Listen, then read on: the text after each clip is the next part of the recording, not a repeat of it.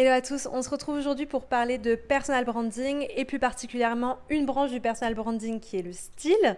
J'ai décidé de faire appel à Gabrielle qui était une de mes clientes et qui est conseillère en image spécialisée pour les entrepreneuses pour justement aborder ce sujet en long, en large et en travers.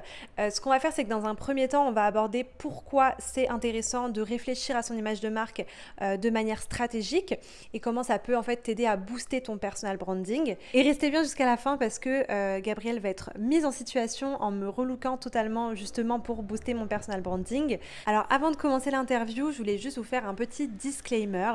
Vous avez le droit de ne pas être d'accord avec ce qui va être dit dans le podcast. Tout le monde n'est pas forcément réceptif aux messages envoyés par l'image, mais c'est une réalité que beaucoup de gens, certainement aussi dans votre audience, y sont sensibles, consciemment ou non, et c'est pour ça que je trouvais intéressant d'aborder ce sujet avec l'angle et le point de vue de Gabrielle. Bonne écoute!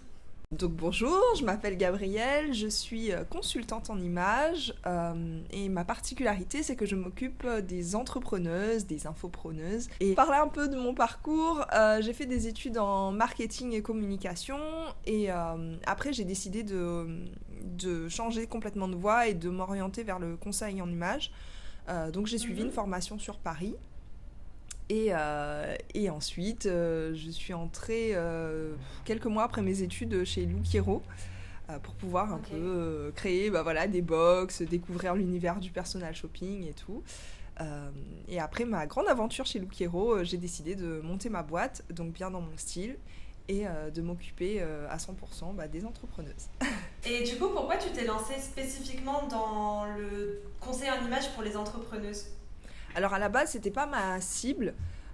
J'étais plutôt orientée uniquement sur la femme, mais c'est vrai que c'était quelque chose qui me tenait à cœur particulièrement.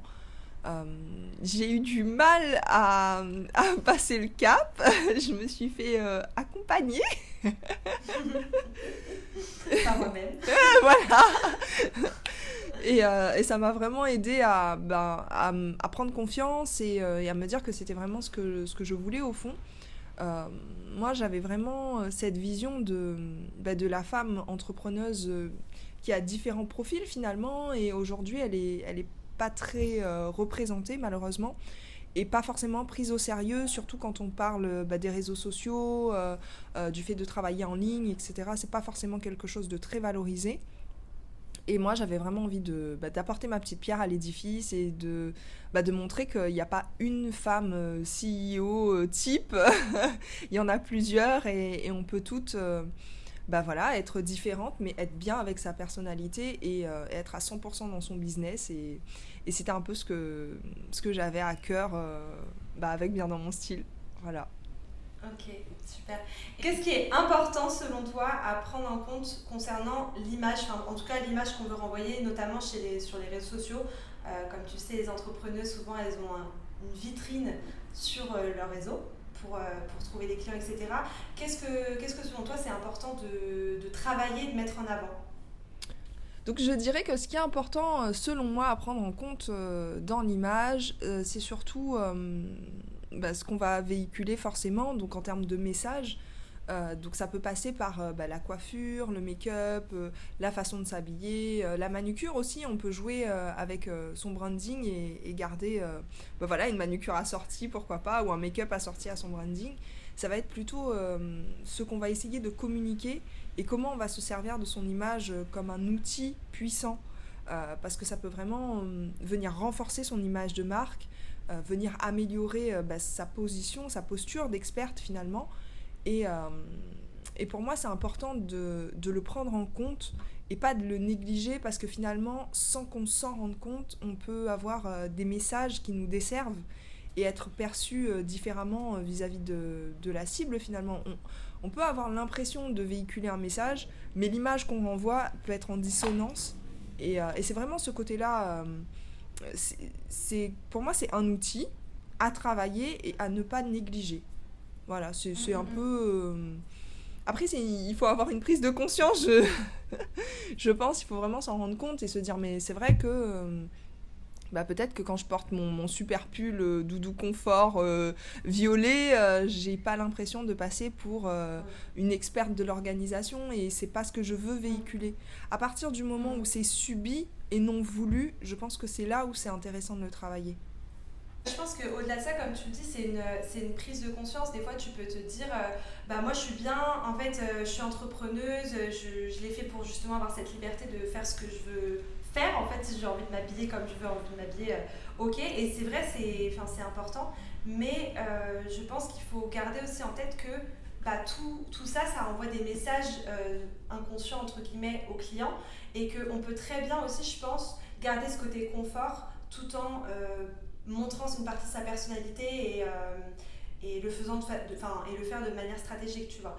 Je pense typiquement, tu parlais de make-up et de façon de t'habiller, mais il y a Larissa qui avait posté récemment sur Instagram à ce sujet où elle a refait sa photo de profil encore plus avec son branding, où elle met sa petite veste violette là qui est en accord avec ses couleurs, son make-up jaune, enfin il faut oser quand même le make-up jaune, mais tu vois qui rapporte, enfin tu vois c'est vrai que du coup quand tu vois ça, bah, tu associes ça tout de suite à quelqu'un de solaire qui est aussi extrêmement ambitieuse, tu vois, dynamique. Et ça, c'est reflété par ses couleurs et son branding qui est quand même assez. Du violet dans le coaching business, je trouve que c'est pas hyper fréquent.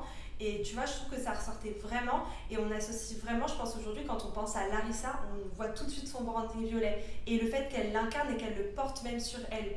Et en fait, c'est des messages dont on ne perçoit pas forcément au quotidien et pourtant je pense que ça a un impact sur la décision d'achat, mine de rien aussi de nos clients parfois. Alors bien évidemment je pense que c'est pas le critère d'achat, on va pas choisir quelqu'un parce qu'il porte tel, mais tu vois c'est tout ce qui contribue en fait à la décision d'achat. C'est-à-dire que dans le personal branding, tu as à la fois tes valeurs, tu as ta mission, tu as ta personnalité, comment tu transmets tout ça, etc. Mais ça va aussi avec en effet l'image que tu renvoies, l'image vraiment quoi. Et c'est pour ça que je trouve ça, enfin c'est vrai que tu m'as un peu ouvert les yeux là-dessus, je trouve ça hyper intéressant de le travailler. Le côté, ok je le travaille de manière stratégique tout en gardant par exemple ce côté confort, c'est quelque chose que j'ai envie de garder. Ouais voilà. Oui, totalement. Non, je suis totalement d'accord avec toi et c'est vrai que Larissa, c'est un excellent exemple parce que les gens la reconnaissent pour son bob violet et sa cible, tout de suite ça fait tilt, ils la voient passer, ils se disent ah mais c'est elle et tout. Et d'ailleurs les gens se sont abonnés parce que ces réels étaient remarquables, on la voyait sur les réseaux. Et elle s'est différenciée comme ça, finalement, avec son look. C'est un excellent exemple. Mais c'est pas la seule à utiliser le style pour se démarquer. Et je pense qu'aujourd'hui, ça peut être un outil beaucoup plus puissant puisqu'on se sert tous les jours maintenant d'Instagram. On voit des milliers de réels passés, de posts passés, et on a besoin de se faire remarquer, de se distinguer, et se servir des couleurs, de son branding, appuyer encore plus son image de marque, son univers de marque. C'est aussi projeter le client dans ce qu'on va pouvoir lui apporter. Parce que finalement, les messages qu'on va incarner, ça va permettre au client de se dire ok, c'est quelqu'un de créative ou au contraire plutôt d'organisé. Je vais pouvoir voir en elle directement sans la connaître, sans forcément faire des recherches. Je vais voir directement des critères de sa personnalité et si j'adhère ou au contraire si j'adhère pas. Je pense que c'est déjà fédérateur. Je suis assez d'accord avec toi sur le fait que en fait ça envoie des messages qui sont hyper forts et j'ai 2 exemples en tête. Par exemple dans la niche du coaching business, réseaux sociaux, etc. On a comme Cassie qui, elle, pour le coup, a des looks hyper créatifs avec des grosses boucles d'oreilles colorées, etc.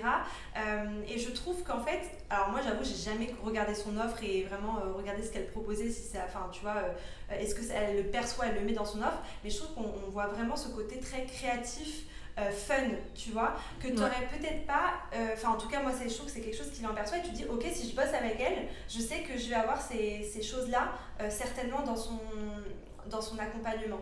Alors que tu vois, si je prends en parallèle quelqu'un qui a un style beaucoup plus, j'ai envie de dire un peu à la parisienne, je connais pas exactement son style, mais je pense à Fondatrice, je sais plus comment elle s'appelle, quel est son prénom, mais Fondatrice, tu vois, elle a un côté très, enfin tu vois, ça fait parisienne un peu plus classique et tout, et du coup ça fait vraiment, ça renvoie un peu l'image de quelque chose de très structuré, organisé, mais on n'a pas ce côté fun, créatif qu'on peut voir chez Comme Cassie par exemple. Donc ça, je trouve ça hyper intéressant de jouer avec ça et de... Moi, je me suis auto-analysée avec enfin, ce que ça me renvoie comme message. C'est peut-être pas vrai, tu vois, mais en tout cas, c'est ce que j'en perçois, moi, avec mon œil de spectatrice, on va dire, dans l'audience, quoi. Oui, totalement. Et je pense vraiment qu'elle cible deux types d'audiences différentes finalement. Et leur cible, quand tu choisis... Je pense que c'est ça le fond. C'est que quand tu choisis quelque chose pour faire ta com, quel va être ton critère de décision? Qu'est-ce qui va faire que... Est-ce que c'est le côté... Tu as envie de quelqu'un qui est très organisé, très méthodique, très structuré parce que tu veux que ce soit fait et tu veux être sûr que ce soit fait en temps et en heure, ou au contraire, tu as envie de quelque chose de fun, quelque chose voilà, qui te différencie, qui te démarque. Et chaque personne va décider en fonction de ses propres critères. Mais finalement, quand tu vas voir les deux profils, tu vas savoir directement vers qui te tourner. Et soit tu adhères pas, mais tout de suite, tu vas avoir ce déclic en te disant « Ah ouais, c'est avec elle que je veux bosser ». Et finalement, c'est ça, se servir de son look, ça te permet d'avoir ce déclic-là chez ta cible. Et si justement, tu véhicules les bons messages et tu travailles ce discours quelque part à travers le vêtement, ça te permet vraiment d'attirer les bonnes personnes puisqu'elles vont se reconnaître. Et je trouve qu'il y a ce côté où finalement, tu te reconnais en l'autre. Il y a vraiment cette relation qui commence en se disant « Ah ben, j'aime bien ses boucles d'oreilles, j'aime bien ce qu'elle porte. Ah, j'aurais peut-être pas osé, mais elle le porte super bien. » Et finalement, ça déclenche presque de la sympathie, de l'émotion pour une professionnelle que finalement tu ne connais absolument pas. Je fais souvent référence à l'univers du luxe. Dans le luxe, quand tu es en contact avec le client, on va faire attention aux moindres détails. On va regarder tes mains, on va regarder tes ongles, on va regarder ta posture, on va regarder est-ce que tu te tiens droit. Vraiment, il y a toute cette gestuelle qui va être analysée parce que finalement, c'est pas des... Attends, excuse-moi. Mais vas-y. Tu entends les travaux ou pas? Non? Non. Non, parce que le voisin a décidé de... Bon, bref, il m'a coupé dans mon élan. Donc, tu parlais du luxe. Ouais, donc je disais, il y a vraiment toute cette gestuelle qui est scrutée lors des entretiens, mais c'est parce que derrière, on vend un produit de qualité, on vend un produit d'exception, donc on peut pas se permettre d'avoir cette marge d'erreur sur la personne qui va présenter le produit. Et je fais souvent le parallèle avec les entrepreneuses parce que quand tu vends un produit haut de gamme, tu es la personne qui va incarner ton produit. Ton produit, il n'est pas palpable, il est pas... Enfin, je parle de produit, mais je veux de service plutôt. Lorsque tu vends un service haut de gamme, c'est pas quelque chose de physique, c'est pas quelque chose de palpable, c'est pas quelque chose de tangible même. Et donc, la seule idée que va pouvoir se faire le client, c'est toi. Tu vas être finalement cette vitrine qui n'existe pas et donc il a besoin de se projeter, il a besoin de voir ce que tu es capable de faire, il a besoin d'avoir tout ce que l'absence de physique nécessite finalement. Au lieu de pouvoir toucher, souvent avant d'acheter un vêtement, j'ai souvent des clientes qui me disent oui mais moi j'aime toucher la matière, j'aime voir la coupe, etc. Dans un service c'est la même chose, le client il ne pourra pas le palper, il ne pourra pas le toucher, donc il va essayer de trouver quelque chose pour compenser. Et aujourd'hui on se sert d'Instagram pour justement en tant que vitrine, on s'en sert pour que le client puisse voir notre expertise, puisse apprendre à nous connaître, puisse vraiment échanger avec nous, mais le premier truc qu'il va voir, et c'est bête et méchant malheureusement, mais la première chose qu'il va voir, c'est le look. C'est la première idée qui va se faire lorsqu'il va choisir une prestation de service. Donc c'est dommage, je trouve, aujourd'hui, de s'en priver finalement. De ne pas en tenir compte et de se dire oui mais c'est pas si important. C'est peut-être pas si important, mais finalement le client, lui, ça va être son premier avis, sa première impression, et c'est dommage de passer à côté finalement. Ouais, et en fait, il y a un truc enfin, ça me fait écho à quelque chose, en fait, c'est que je pense que c'est d'autant plus important quand tu es au début de ton activité, ou en tout cas quand tu n'as pas forcément énormément de preuves sociales. Tu vois, parce que, un contre-exemple, si tu prends Oussama Hamar, je sais pas si tu vois qui c'est Oussama Hamar. Non, pas du tout. Bon, c'est quelqu'un qui est dans le business en ligne, qui a pas du tout une image qui reflète l'excellence, tu vois, il est un peu, il a une façon de parler un peu déchaînée comme ça, il est un peu débraillé, il a des chemises jamais repassées et tout. Mais en fait, je pense que tu peux te le permettre, entre guillemets, quand tu as énormément de crédibilité ailleurs, tu vois. C'est-à-dire que ce mec-là, c'est un monstre, et du coup, bah, forcément, il s'en fout de son look, tu vois.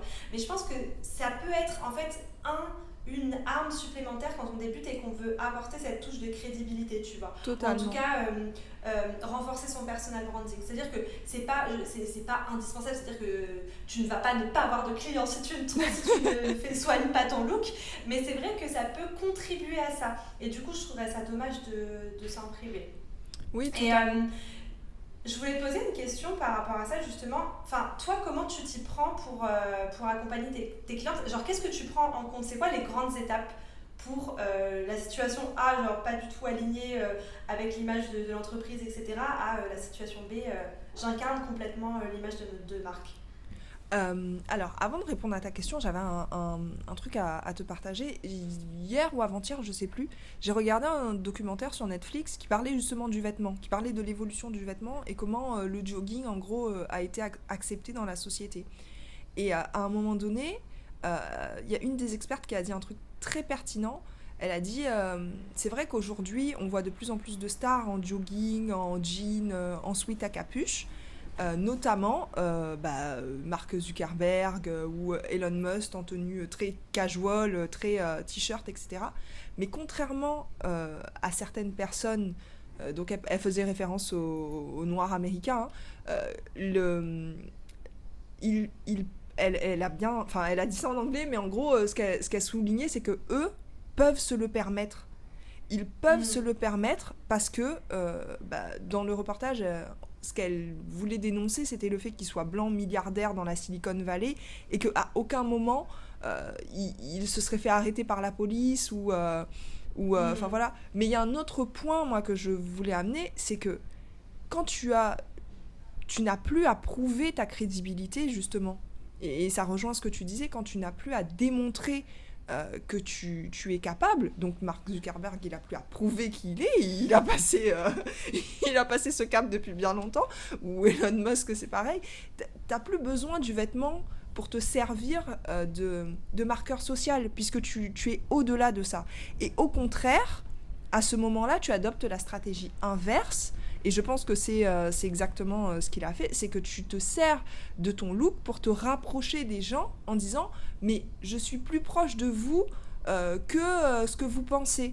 En portant un sweat à capuche, tu crées cette proximité que tu sais que tu n'as pas avec ton audience. En portant un t-shirt simple, tu vas jouer en fait sur l'effet inverse, sur vraiment le côté on est les mêmes, tu peux être comme moi, tu peux devenir comme moi. Et ça, c'est un message voulu. C'est un branding particulier, c'est quelque chose de travaillé. Donc, il faut vraiment distinguer aujourd'hui, et ça, je pense que c'est une erreur, les looks où la personne volontairement adopte un style casual décontracté pour se rapprocher de son audience parce qu'elle est déjà arrivée à un certain stade et ne veut pas paraître au-dessus. C'est une stratégie de branding. Et les gens qui débutent et qui, eux, justement, sont dans cette preuve sociale, ils ont besoin d'acquérir cette forme de notoriété, cette forme de comment je peux dire ça ? Ouais, de légitimité, oui, c'est ça.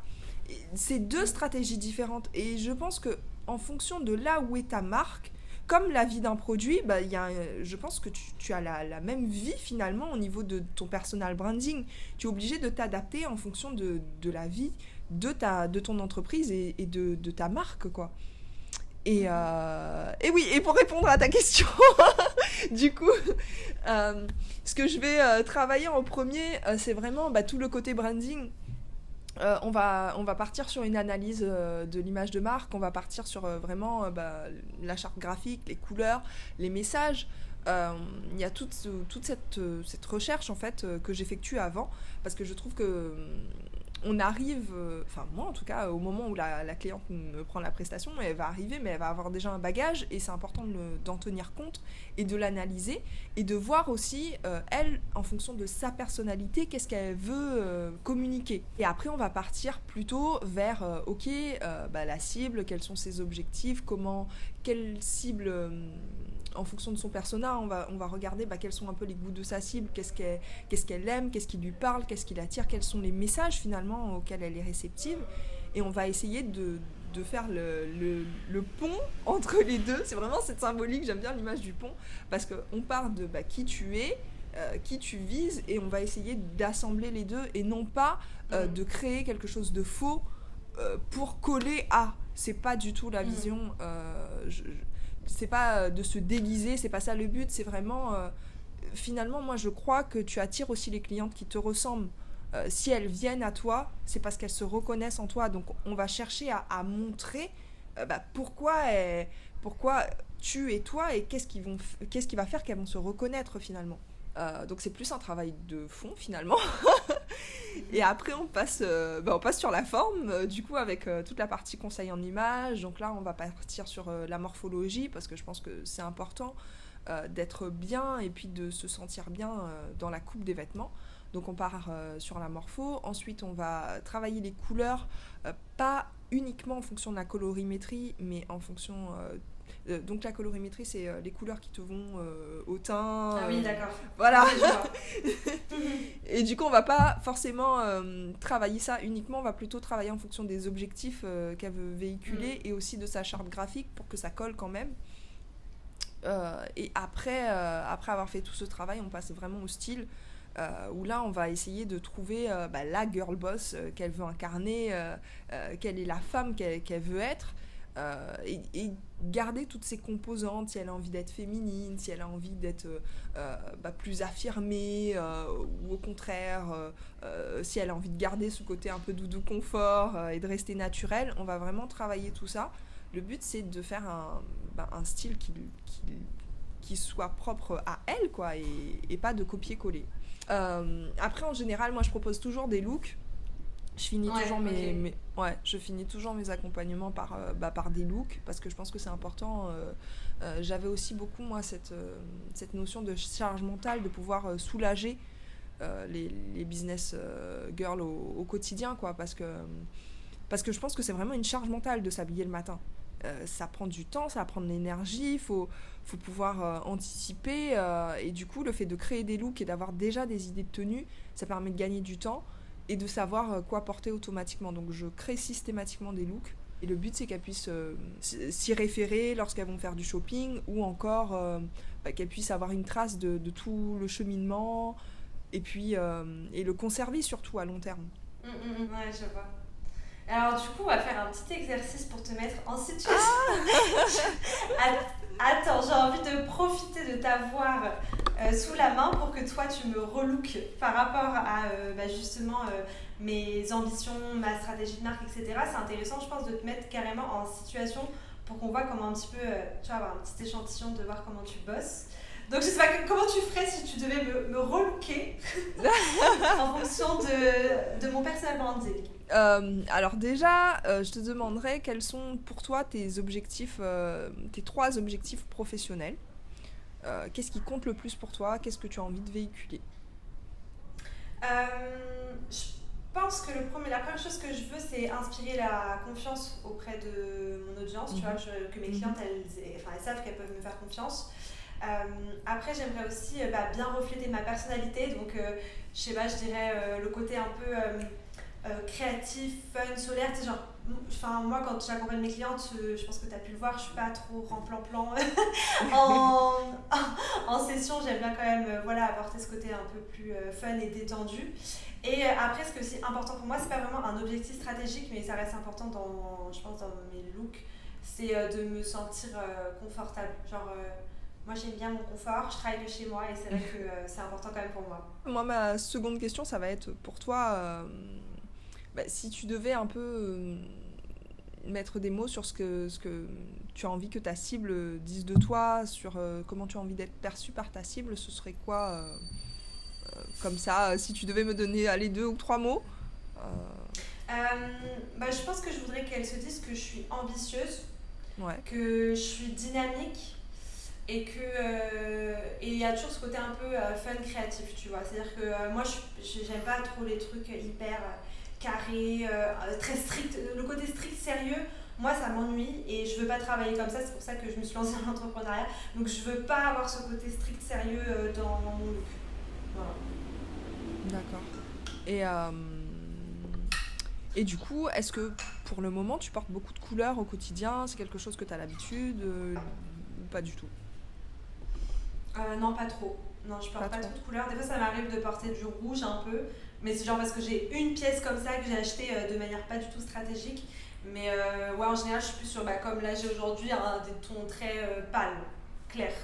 D'accord. Après, pourtant, ton branding, il est plutôt coloré, non? Il est orange et vert, si je me trompe pas.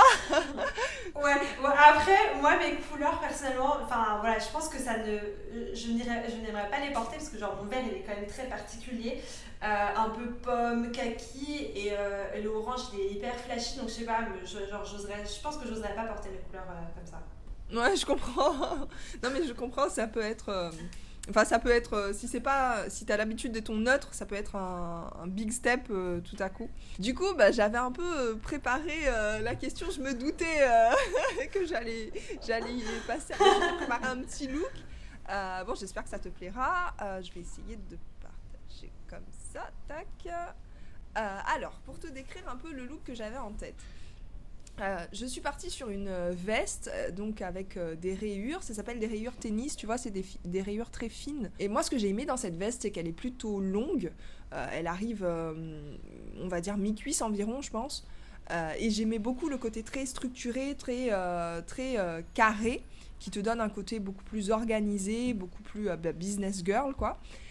Mais en même temps, comme c'est une veste légèrement oversize, elle a un côté un peu plus décontracté, elle n'est pas tirée à 4 épingles, elle est vraiment beaucoup plus casual, quoi. Pour le haut, j'ai été partie sur un t-shirt, donc c'est un t-shirt blanc avec un dessin de 3 femmes. Et en fait, ce que j'ai beaucoup aimé, c'était qu'il faisait très girl power. Et du coup, pour casser le look et apporter la vraie touche hyper créa, hyper peps, hyper moderne et jeune, finalement, j'ai choisi une jupe argentée. Mais du coup, je trouvais ça hyper peps. Moi, ça a été vraiment ma pièce coup de cœur. Je l'ai vue, je me suis dit, ah, tout de suite, c'est vraiment une pièce forte. Et c'est une pièce, je trouve, que tu vas pouvoir reporter parce que tu peux totalement la décaler avec un perfecto. Tu peux la porter, justement, changer de veste, garder le t-shirt, mais changer de veste, porter une veste en jean avec. Je trouve que c'est vraiment une pièce forte, mais facile à détourner. Et du coup, pour les accessoires, j'ai opté pour du rouge. Puisque tu m'as dit que tu en portais, et c'est un rouge un peu plus soutenu, et je crois que tu m'avais dit que t'aimais bien le côté boucle d'oreille de comme Cassie et tout, Ouais. et du coup je suis partie sur des boucles d'oreilles imposantes. Mais du coup, elles apportent beaucoup plus de peps à la tenue, ça apporte une touche un peu plus colorée. Et j'ai choisi le sac à main assorti, et c'est un sac à main en bandoulière, donc facile à porter. Je trouvais que ça apportait plus de peps, un sac rouge sur la tenue, c'était vraiment...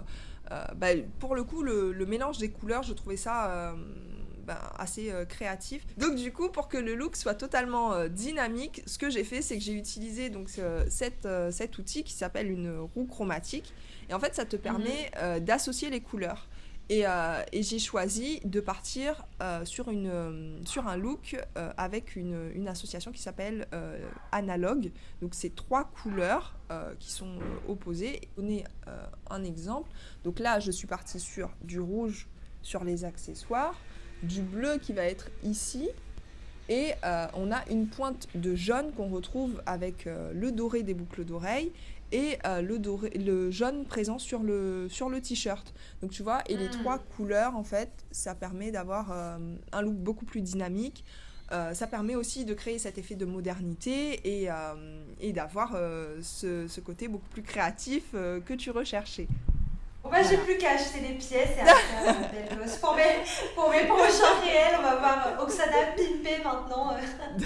Non, c'est trop cool. Bah, en tout cas, c'est chouette parce que tu vois, sur quelques questions, tu as quand même pu pas mal ressortir. Enfin, on peut vraiment voir un avant, après. Donc, je pense que quand tu accompagnes les gens de A à Z sur leur stratégie de marque, ça doit être bien sympa.